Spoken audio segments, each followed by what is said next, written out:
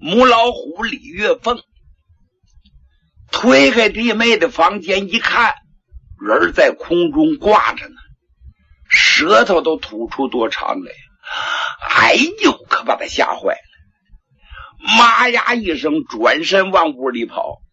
当家的快去看看去，把弟妹吊死了。黄世良黄老大呀，闻听此言，不知道迈哪条腿了，跟头咕噜来到兄弟屋里一看，哎呀呀呀呀，这怎么回事？哎呦呀呀呀，要了命喽！您别忘了，人命关天呢。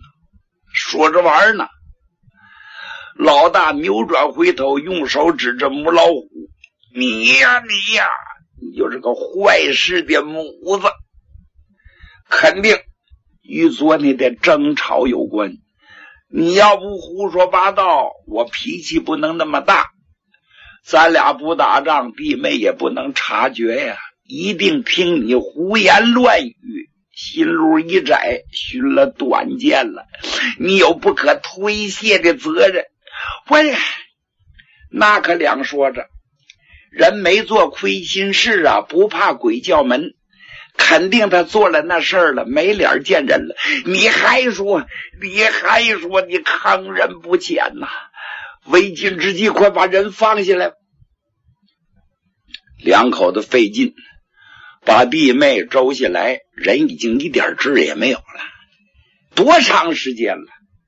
放到地上，拿袋盖上，快找老二啊！老二不在家怎么办呢？马上到街上求人找老二。第3天老二才回来。本来恩爱的夫妻呀，小日子过得挺红火，老二出去又谈成了一盘买卖，渴望能挣点银子。听着这个噩耗，五雷轰顶啊，扑到家里一看，人在地上躺着呢，梆硬啊，能不难过吗？老二黄世美哭的是死去活来，邻居也都惊动了，不少的人窃窃私议，说什么的都有啊。老二哭罢多时，求人买棺椁装殓，忙了一大阵，把人装到棺材里，盖儿可没定。老二这阵把眼泪擦擦：“大哥大嫂，这2天我没在家，发生什么事我一无所知，请问大哥，你弟妹为啥要上吊啊？大概你能知道吧？”你说老大怎么说？说实话，为的是我们两个记过你大嫂胡说八道，这话说不出啊。怕老二面子上过不去，就得编瞎话。其实你和盘托出，该怎么回事就怎么回事，还演不出以后那多麻烦。就怕编瞎话，砍的不如炫的圆呢。老二这一问他临时现编，他是这么回事，就是出事的那天晚上吧，该吃晚饭了，请他过来吃饭，他说他心口疼，他不吃，我们也没在意。后来听着在那屋他痛苦的呻吟，说心口疼的要命啊，疼的死去活来的，也不怎么的，他就上吊了。这像话吗？这是。老二一听把脑袋一拨了，不对，大哥，你没说实话，我们俩成亲多年，我怎么就没听说他有心口疼的病呢？不可能啊！再者一说心口疼就上吊啊，这怎么能自圆其说呢？大嫂，你大概知道内情吧？我这对，你大哥说的是那么回事儿。到了现在了，他俩说话得一致啊，他不能说我撒泼，我怎么说的，这话他也不能当众交代啊。你大哥说是那么回事，是心口疼呢，还是急火攻心呢？我不是郎中，我也说不清，所以他心路一窄，他就上吊了。胡说，岂有此理呀！甭问了，你们俩结结巴巴吞吞吐吐，肯定有隐情啊，我非告你们不可。这老二脑瓜一热，跑到县衙去了，击鼓鸣冤。您说值当的吗？发展到这个严重的地步，祁县的县令姓沈，沈大人，人们给他送了个绰号叫审不出，什么他都问不明白，就这么个官儿。沈大人赶紧升堂，把当事人都带到堂上。他问：谁击鼓鸣冤呢？小人击鼓鸣冤，有何冤枉从实将来？大老爷，我就在您治下住啊，我住到祁县大望庄的人，我呀靠着经商种地为生。我哥哥黄世良，我们没分家，住在一个院子，同吃同住。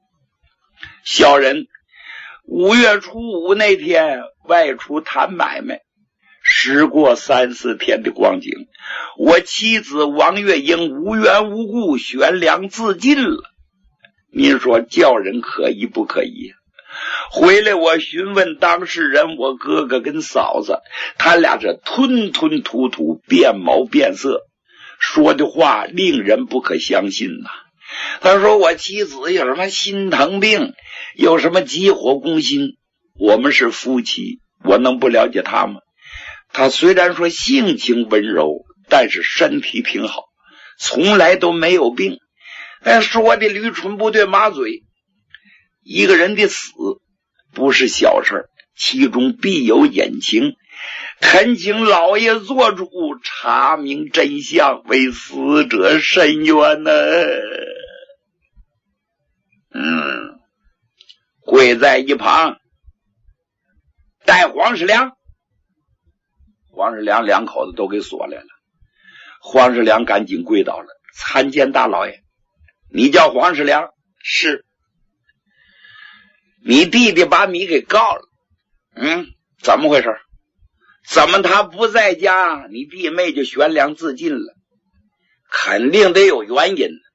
你是当事人，又住在一个院里，同吃同住，能不了解情况吗？怎么回事？说。是小人已经说过了，我弟妹啊心疼病犯了，本来想给他请个郎中，可他这人很固执，严词拒绝，自己难受自己知道，关上房门不住的叫唤。后来第2天了，我们关心这件事，推门进去看看，结果没想到上了吊了。这就是以往的经过，大人绝无虚假啊！心口疼就上吊，这事儿叫人不可相信。带李月凤把母老虎带来，你看这母老虎在家里撒泼行，没到过这地儿。上到大堂，他一瞅，那官居中一坐，毫不威风。两旁当差的如狼似虎，手拿棍棒，各种刑具，真是吓得他脖子都冒凉气儿啊！一个劲儿往上磕响头。民女李月凤叩拜大老爷。你叫李月凤？正是。我且问你，你弟妹王月英因何自缢？怎么回事？他为什么上吊？你要说明真相，听没听见？我当家的可能都说了，他是他，你是你，说是叫我说点什么呢？就是那天吧，他浑身上下他不舒服，过节也没过好，他难受，他叫唤，他呻吟。我们说请个郎中给他看看，他那人面矮，不乐意跟旁人接触，他关上门自己在屋里头遭罪，后来就没动静了。转过天来呢，也就是几天前吧，我起来扫院子，我看看天到这般时候，他怎么还没起床啊？由于关心呢，我推开房门一看，老爷他已经死了多时，他自己上了吊了，这就是以往的经过。你刚才说什么？他犯的什么病？我想可能是急火攻心，一派的胡言。不用老爷我断，叫所有的人给断一断，听一听。说这个人有病，又年轻，就上吊了，他怎么可能呢？看你们这对狗夫妻，果然是吞吞吐吐，变毛变色，前言不搭后语，其中必有隐情。老爷我要问不明白，我还能吃这碗饭吗？你先跪到一旁，把黄世良给我带上来，把黄老大又带上来了。老爷，你想好没？到底有供无供，能不能说出实情？老爷，小人说的句句事实，没什么可说的。哈哈，人是木雕，不打不着；人是苦虫，不打不成啊！给我夹起来！这回可不是夹腿，夹这10个手指头，这种刑具才缺德呢。几根硬木插到手指头中间，然后拿绳一收，哎呀，10指连心，骨头节嘎巴嘎巴直响。黄老大那汗珠子像豆粒一样往下滚，疼啊，把我了！说怕疼就说实话，你弟妹怎么死的？哎呀，不清楚啊，夹死我也说不出。收！一说收，又使劲勒，疼昏过去了。等行松了，把黄老大带到一旁，把母老虎李月凤带上来了，夹上，给他夹上了。老爷别夹我，我可怕疼，怕疼说实话，我说的都是实话。收！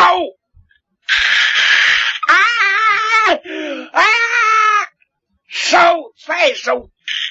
哎呀，老爷，我说了，松开。咱母老虎啊，不像男人能挺不住了。10个手指的血肉模糊，可能骨头节不定折了几节啊！哎呦，他说汗珠都往下直淌，眼泪噼里啪啦往下直滚。说了实话了，老爷，我说实话，这就对了。一开始说实话，你何苦的？怎么回事？老爷是这么回事，5月端午那一天，小姨请客，我早早的收拾，我去赴宴去了。等我回来的时候，我看我家的屋里干干净净，扫院子的扫帚簸箕整齐的放在门前。我当家的就是那黄世良美的直哼小曲儿，搭着民女喝了点酒，心意慌乱。我就怀疑了，我怀疑我弟妹王月英跟我丈夫勾搭成奸了，因此呢，我就逼问他，我丈夫不听，还打我，说我胡说八道，各执一词，越说越激烈，我们俩就厮打在一起了。厮打完了，到了半夜了，也没劲儿了，他睡他的，我睡我的。第二天天亮了，我酒劲儿也醒了，把昨天的事儿也忘了。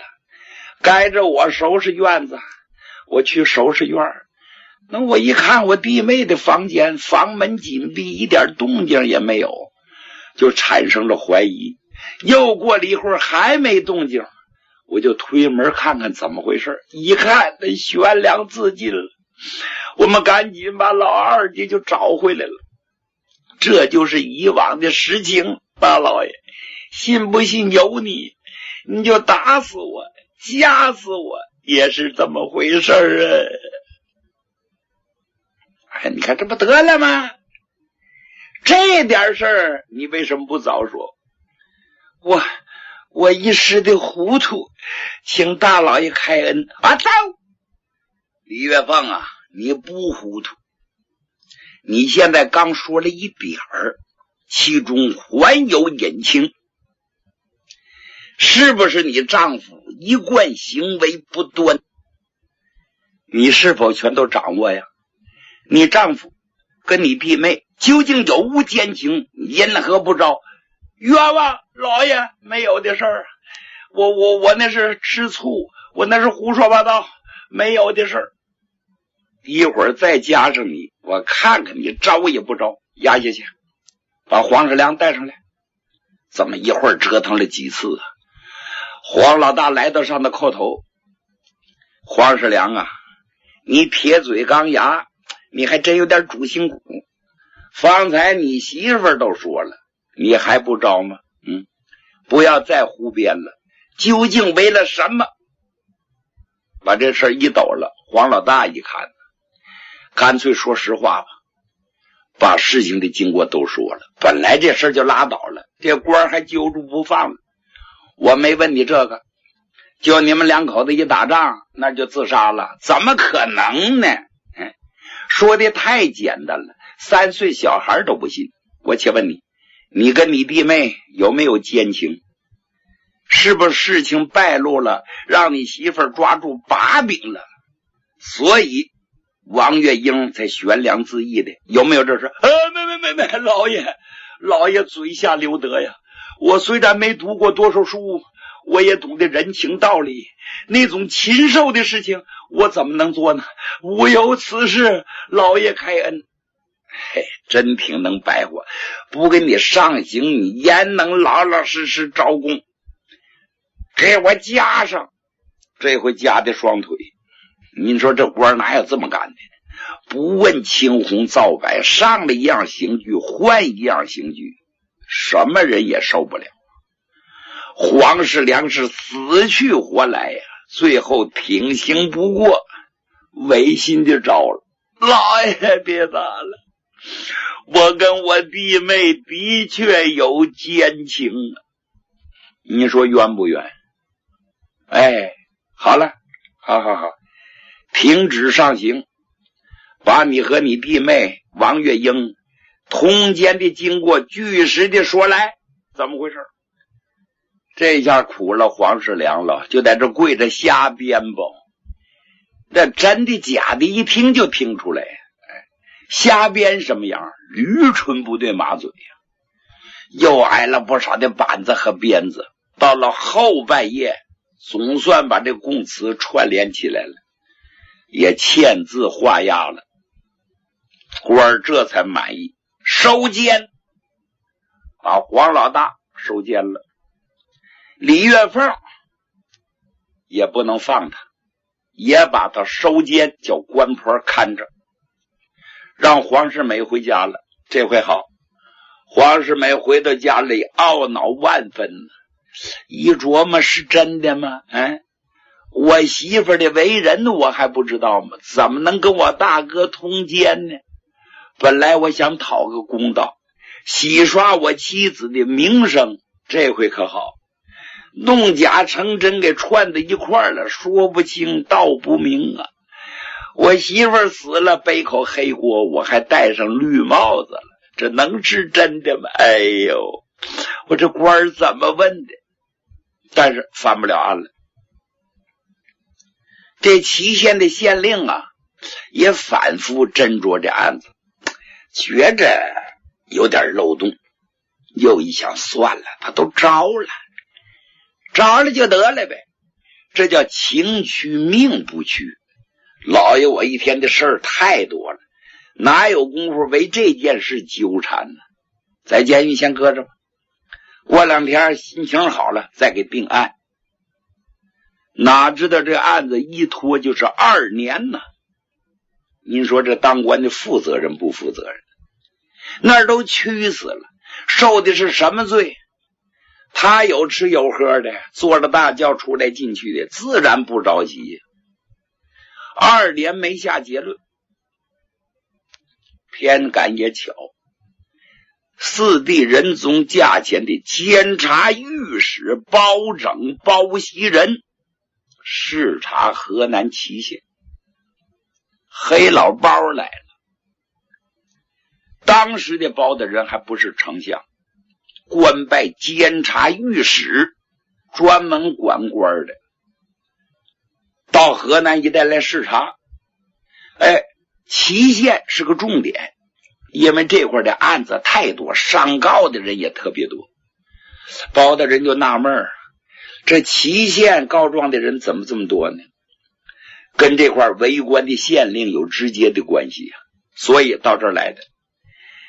这位沈大人一听包大人来了，我的个娘，跟头咕噜前去迎接，把包大人接到县衙安排住处。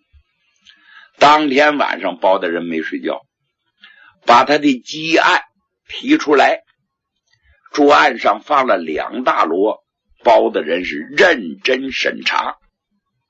要当官的你得认真呢，什么叫草菅人命，什么叫认真负责呀？一个天上一个地下呀。查来查去就查到咱们说的这个案子上。包大人一看漏洞百出啊，此案并未结案，已经悬了2年了，把知县给找上来了。贵县，此案因何未结案？回大人，因为下官发现有些地方证据还不足，所以没有结案。为什么一拖2年还不结案呢？该放就放，该抓就抓，该定案就定案。2年未免太长了吧？是有点长，但是包大人黑脸蛋的往下一沉，不怒而自威。沈县令一看呢，坏了，脑门子上全是汗了。是，卑职失误。包大人什么也没说，此案要重新审理。那大人你就辛苦了。来人，传当事人。包大人，天到这般时候，您旅途疲劳，我看明天再审。这一夜之间，你知这些人是怎么熬过来的？拿人心比自心啊，这是为官之道啊，你明白吗？是，卑职明白。为什么包大人那么受老百姓拥戴？